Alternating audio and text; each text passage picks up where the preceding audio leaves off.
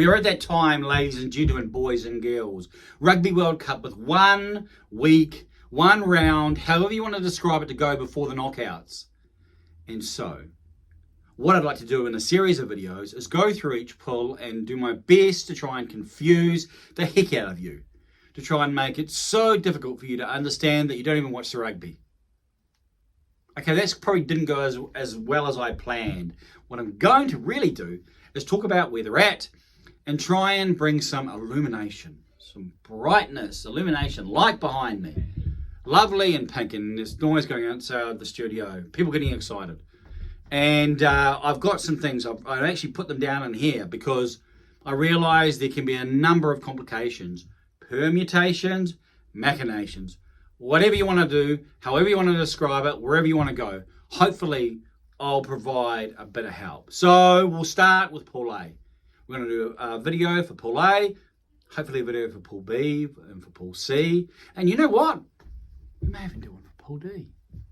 Because that's what we're here to help. So Pool A, before the matches begin, Friday morning, New Zealand time, we have France on 13, New Zealand in second on 10 points. They're in front of Italy, who are also on 10 points because the head-to-head puts New Zealand in front. And we have Uruguay on 5, and Namibia, well, they're bringing up the rear on a comfortable, hasn't gone as well as planned. The last 2 matches in Pool A are as follows. Friday morning, 8 a.m. New Zealand time, is New Zealand, Uruguay. And then the next morning, Saturday morning, again, 8 a.m. New Zealand time, it's France versus Italy. Potential. Now, we're going to suggest to you that France and New Zealand will go through from Pool A. Both will win their last contest. That's not a big call. It really shouldn't be a big call in either of the contests, but New Zealand will take 5. I don't think that's speaking about something that is beyond the realms of the expected. I'm not going to provide the option that somehow maybe aliens, anti-rugby aliens come down, anti-rugby, anti-New Zealand aliens and steal all the Kiwis off the field. And so it's a walkover. I'm not going to provide that option. Although, in the realms of possibility, who knows? No, I'm being silly. I'm being facetious. I always flick it round. Did you catch that? Maybe not. So if somehow Uruguay stopped New Zealand from getting a bonus point, then potentially New Zealand could become vulnerable. So New Zealand win, but they don't get 4 tries. Now, the likelihood of that happening is probably unbackable. Now, given other results, we'll assume New Zealand get 5. And if the other nations are tied on 15, meaning the first tiebreaker would be for and against. So let's just assume that somehow Italy have been able to beat France in such a way, and obviously they have received the bonus point, so they go to 15. New Zealand have gone to 15, and France are on 15. Then we'll say, and I'll get to how that happens soon, but say they're all on 15 points, then by nature of how much New Zealand will beat Uruguay by, their for and against will be most significant, which means after the first defeat by France, New Zealand would go top. New Zealand would be top of Pool A because that's the first tiebreaker.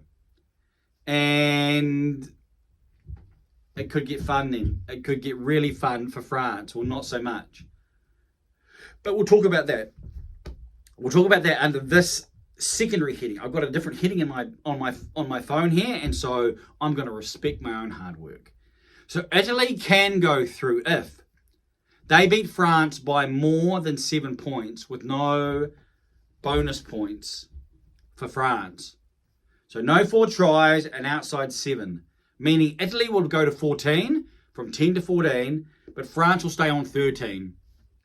And New Zealand will top the group on 15. Okay, we're assuming New Zealand get the 5 no matter what. So if Italy are able to beat France and it's a victory that's outside 8 points, then Italy would knock out France from their own World Cup.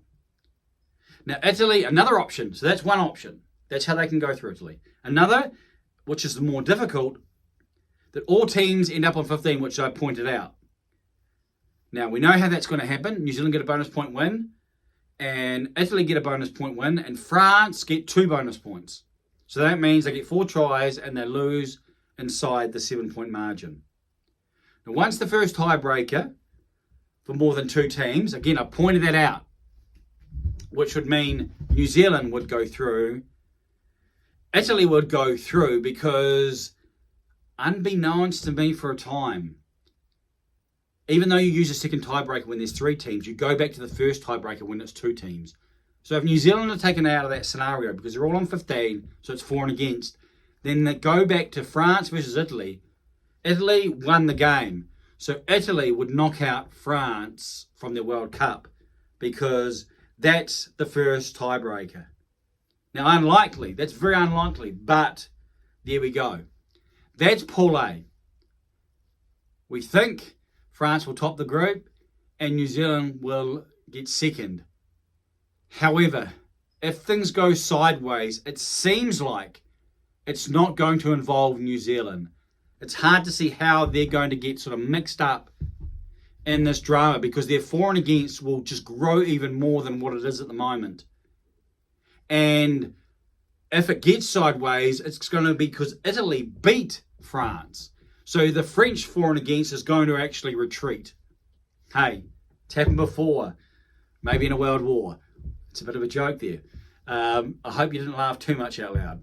So that would mean that New Zealand's for and against is unlikely to be topped. So New Zealand seem out of the way. It's down to that last clash. Can Italy find something? Can they do it?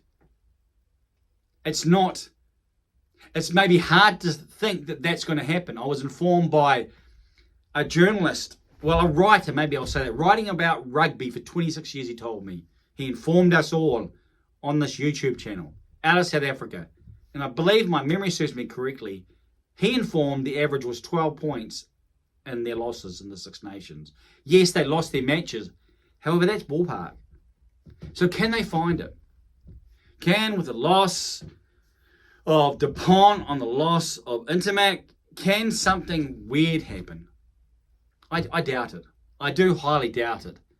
I don't think France, after their long run and their consistent run, are going to fall to pieces because the pressure maybe is on them or the hypothetical pressure is on them. So we'll talk about more of that in another video, I think. We'll talk about that a little more. Maybe we'll do a preview for France and Italy and maybe talk a little bit about why their inside backs combination should still be more than sufficient to take down Italy. Excuse me, and maybe even what happens next. So that's Pool A. France to top the group, New Zealand to become second, New Zealand to get second. However, if things go sideways, even though New Zealand will finish second in that scenario, they're not going to be the team that I think can possibly be knocked out because they're going to be safe because of their for and against if the teams are tied on 15 points, if they're tied in that scenario. And that's really the only scenario that can cost them. Like if New Zealand was somehow to only get to 14 points and not get a bonus point win, and Italy were to get, a bonus point win, and so say Italy and France do this scenario, and they both end up on 15 and New Zealand only end up on 14.